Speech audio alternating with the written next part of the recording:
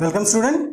आज इस वीडियो में हम बात करने वाले हैं आपका torque acting on A rectangular current loop. इस वीडियो में हम देखेंगे कि अगर एक रेक्टेंगुलर करंट लूप है, एक करंट का आपका लूप है जो कि रेक्टेंगुलर फॉर्म में है, उसको यूनिफॉर्म मैग्नेटिक फील्ड में अगर रखा जाए तो उसके ऊपर जो टॉर्क एक्ट करेगा वो कैसे एक्ट करेगा और वो कितना एक्ट करेगा। ठीक है, चलिए शुरू करते हैं।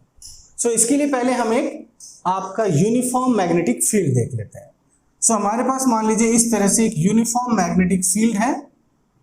ठीक है, यूनिफॉर्मिटी शो करने के लिए यहां पर हम क्या कर रहे हैं, यूनिफॉर्मिटी शो करने के लिए हम यहां पर पैरेलल लाइंस बना रहे हैं टू शो कि मैग्नेटिक फील्ड आपका यूनिफॉर्म है।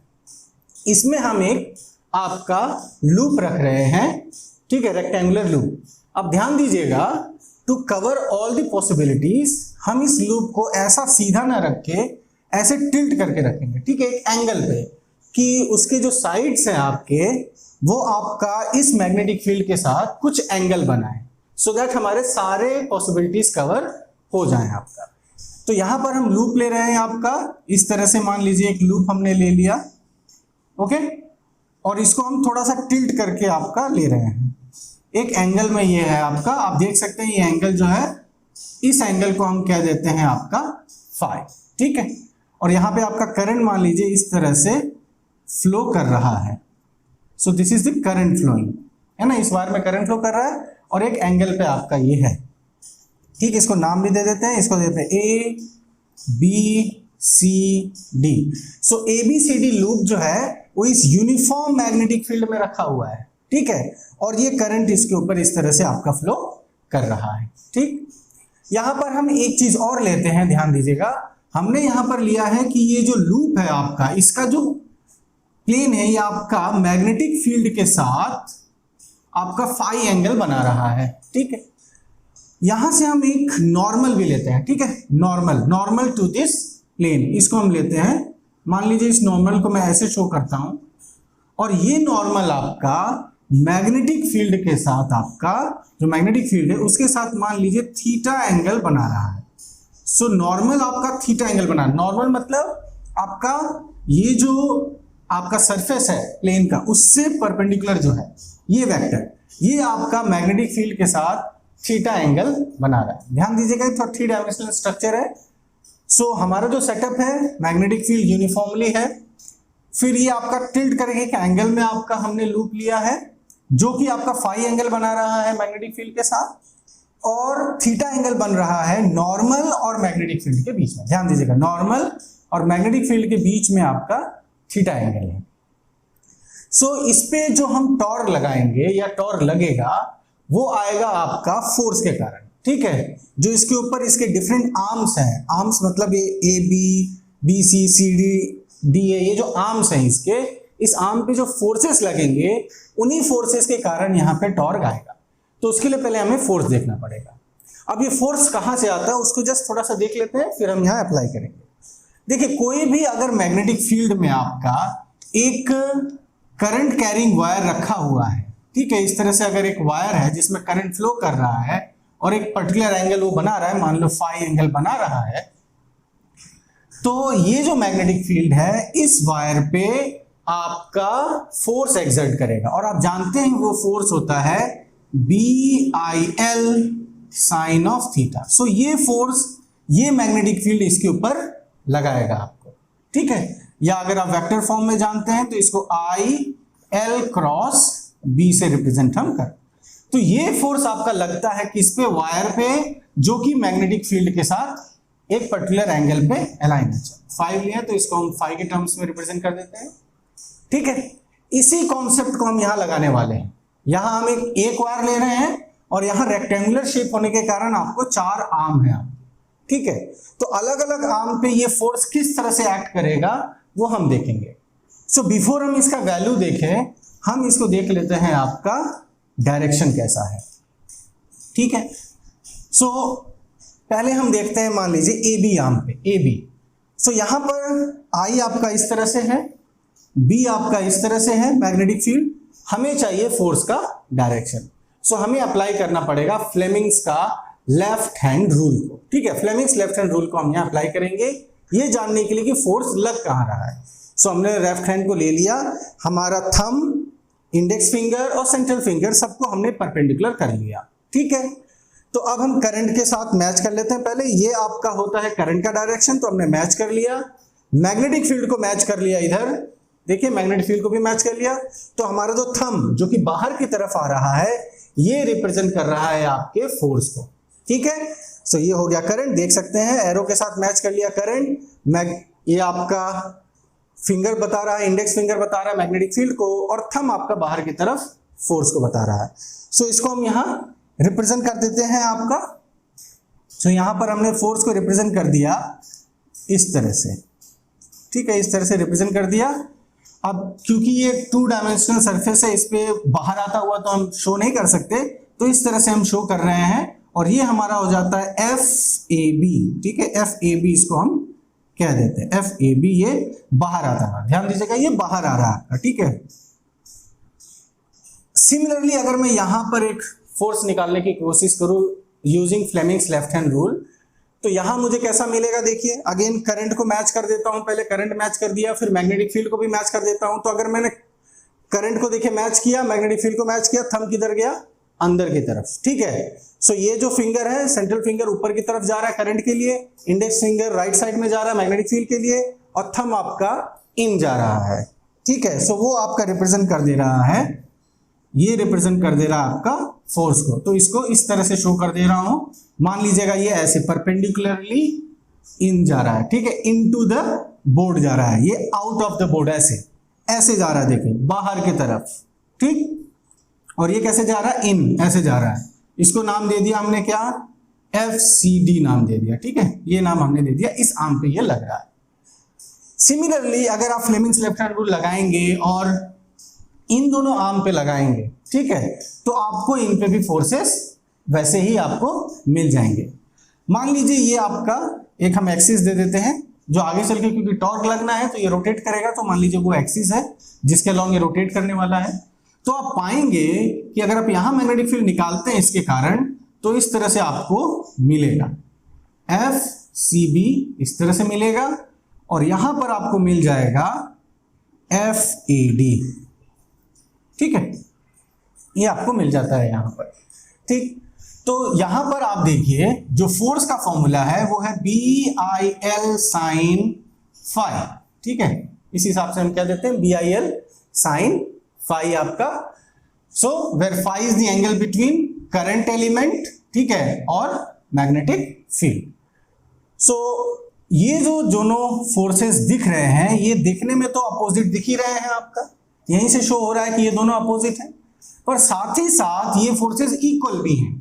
तो अगर आप वैल्यू के हिसाब से देखेंगे, देखिए मैग्नेटिक फील्ड सेम है, सो ये पार्ट इक्वल हो गया, ये सेम हो गया आपका, ठीक है, एक तरह से अलाइंड है वो, और आपका L भी सेम है दोनों के लिए, ये L हो गया, वो भी सेम है, ठीक है। इसको मान लीजिए हम रिप्रेजेंट कर देते हैं, आपका A कह देते हैं इसको, ये आपका A हो गया और ये आपका B हो गया। माने मैंने रेक्टेंगल के लेंथ को दे दिया B और इसके ब्रेथ को दे दिया A, ठीक है। सो A पे लग रहा है तो दोनों का लेंथ, इसके लिए भी लेंथ A, ये फैक्टर A, इसके लिए भी ये फैक्टर है। सो कहने का मतलब ये दोनों फैक्टर्स या दोनों फोर्सेस इक्वल एंड अपोजिट है। सो FCB एंड FAD ये दोनों आपके इक्वल एंड अपोजिट। सो ये इक्वल एंड अपोजिट होने के साथ साथ कोलिनियर भी, देखिए एक ही लाइन में लग रहा है, एक ही लाइन में। सो ये इधर लग रहा है, इधर लग रहा है, एक ही लाइन में लग रहा है। क्योंकि ये एक ही लाइन में लग रहे हैं तो ये एक दूसरे को क्या करेंगे, कैंसिल कर देंगे। सो ये नेट इफेक्ट इस लूप पर ये कोई भी लगा नहीं पाएंगे, ठीक है, कोई लूप पे ये नेट इफेक्ट नहीं शो कर पाएंगे क्योंकि ये एक ही लाइन पे लग रहे हैं और साथ ही साथ ये इक्वल एंड अपोजिट भी है। ओके, चलिए, तो ये दोनों फोर्सेस के कारण तो कुछ नहीं हुआ। अब आते हैं इन दोनों फोर्सेस पे। अब ये दोनों फोर्सेस तो आपके लग रहे हैं, ठीक है, ये दोनों फोर्सेस तो आपके लग रहे हैं ऐसे, एक आपका ऐसे लग रहा है, एक आपका ऐसे लग रहा है। तो ये क्या करेगा, ये अपोजिट डायरेक्शन में लगा रहा है, ठीक है। और इनका अगर हम वैल्यूज देख लें, आपका दोनों का वैल्यू अगर हम देखते हैं, FAB कितना हो जाएगा, अगेन हम फॉर्मूला वही इस्तेमाल करने वाले हैं, BIL sin phi, इसको हम यूज करने वाले हैं।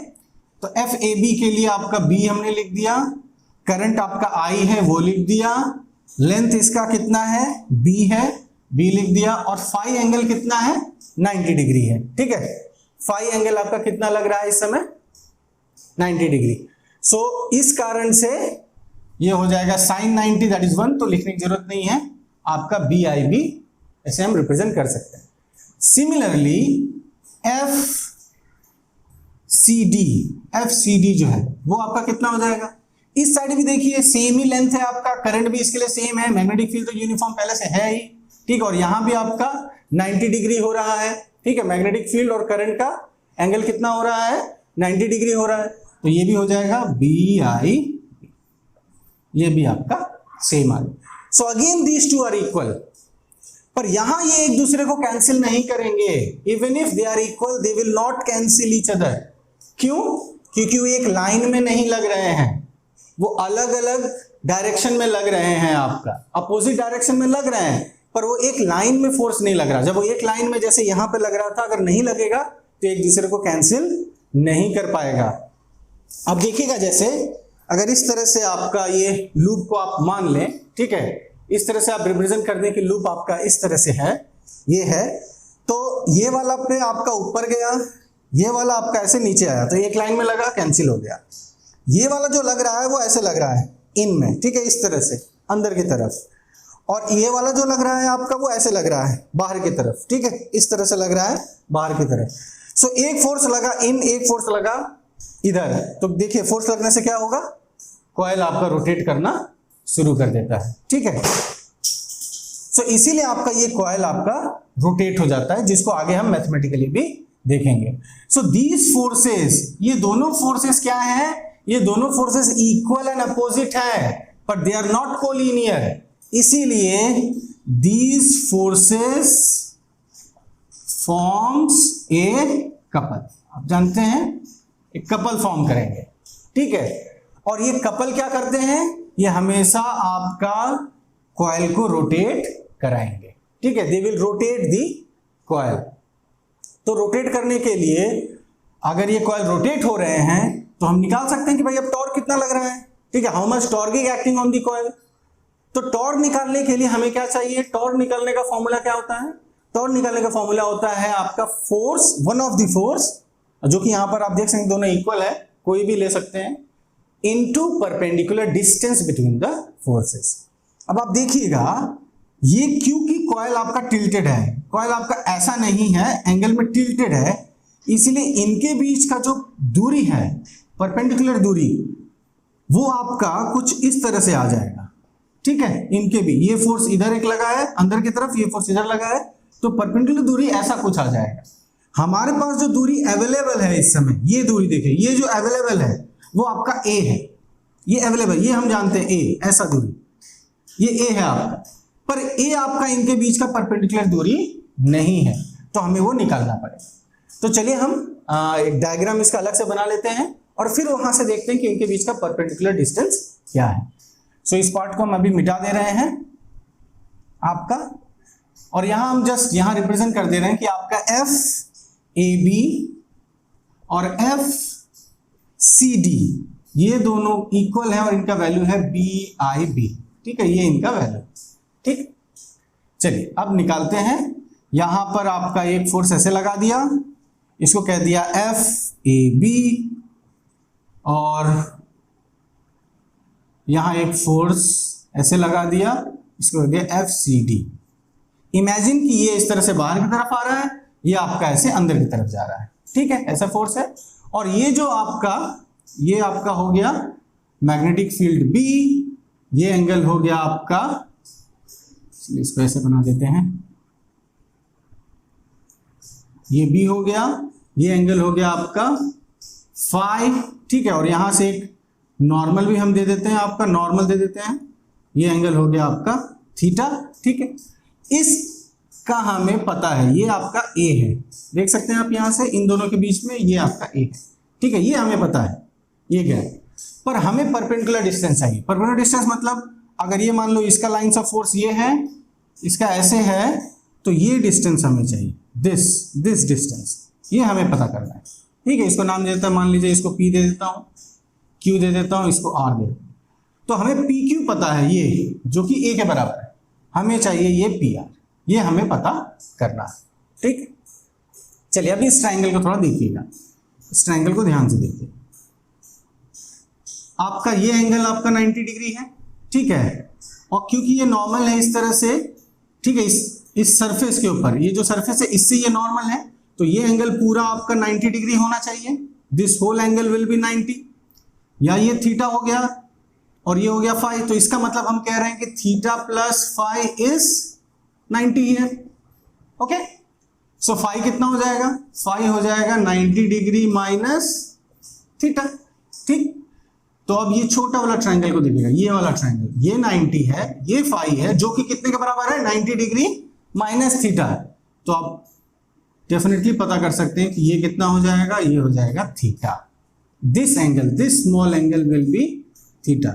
ये हो गया 90 माइनस थीटा, ये हो गया आपका π/2 दैट इज 90, ये हो गया आपका थीटा। ठीक है, सो अब इस थीटा के टर्म्स में हम इस PR को निकाल सकते हैं। ठीक है, तो इस थीटा के टर्म्स में अगर हम PR को निकालें तो सिंपल ट्रिग्नोमेट्रिकल फंक्शन इस्तेमाल करना है। हम आराम से लिख सकते हैं कि this PR will be a sin of theta. You can easily use the sine trigonometrical function, और यहां पर आप PR को लिख सकते हैं इन टर्म्स ऑफ हाइपोटेन्यूज।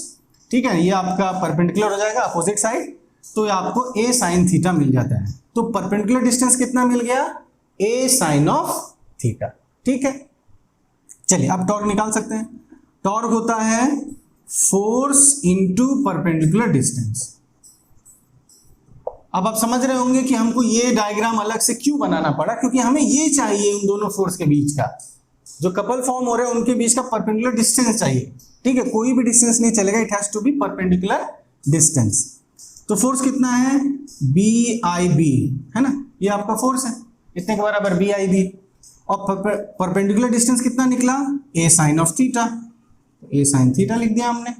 ठीक, तो हमारा कितना आ गया टॉर्क, टॉर्क हमारा आ गया BIBA sin ऑफ थीटा। ये आपका आ गया BIBA sin ऑफ थीटा। अब देखिए BA को मैंने ब्रैकेट में रखा है, इसका अपना एक पर्पस है। अगर आप इस लूप को देखें तो ये आपका B है लेंथ, A है आपका ब्रेथ, तो length into breadth, length into breadth क्या दे देगा, एरिया दे देगा। तो टॉर्क को हमने लिख दिया आपका BIA sin ऑफ थीटा, ये आपको टॉर्क मिल जाता है। ठीक है, BIA sin of theta, this is the torque. ध्यान दीजिएगा, ये एंगल समझ के रखिएगा कि ये एंगल क्या है।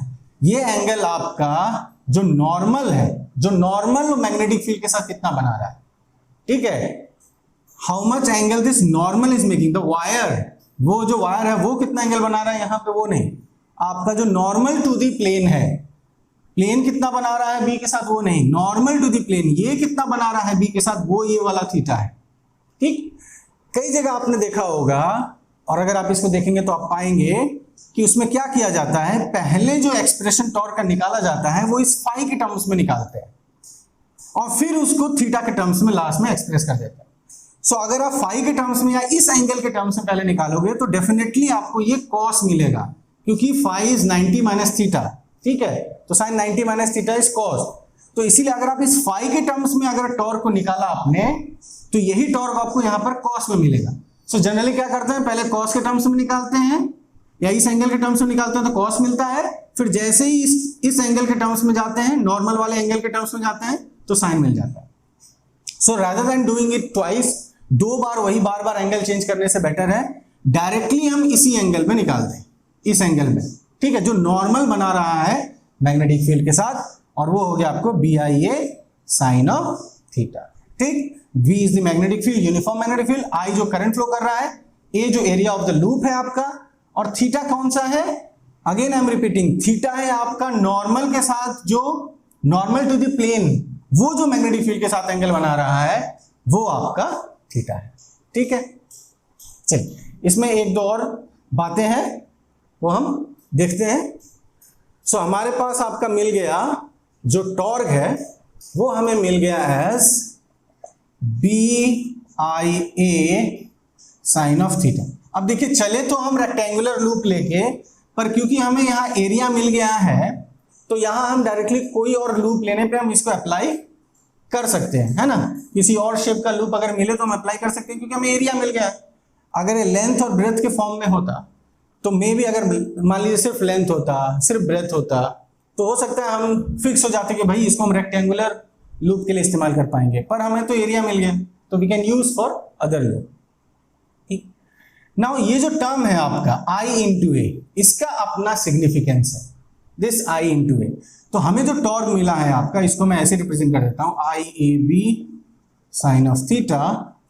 So this I into A is known as magnetic moment, M से रिप्रेजेंट करता है, और ये होता है I into A. So I into A is known as magnetic moment. ठीक है, I is the current, A is the area. तो अगर इसको यहां पुट कर देते हैं तो टॉर्क हमें मिल जाता है, इसके जगह हमने पुट कर दिया M मैग्नेटिक मोमेंट, से मिल गया MB sine of theta. So यही टॉर्क आप अगर मैग्नेटिक मोमेंट के टर्म्स में एक्सप्रेस करेंगे तो ऐसा हो जाएगा MB sine of theta, where M is the magnetic moment, B is the magnetic field.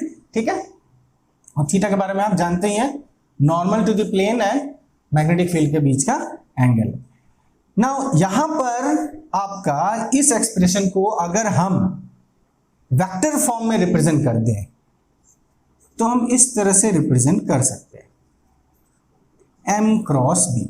ठीक है, वेक्टर फॉर्म में रिप्रेजेंट किया तो M क्रॉस B कर दिया।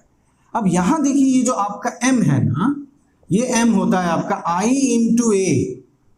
I इंटू ए, देखिए I आपका स्केलर है तो वेक्टर साइन आपका A पे है, तो ये कौन सा A हुआ जिसमें वेक्टर साइन है, तो ये आपका हो गया एरिया वेक्टर।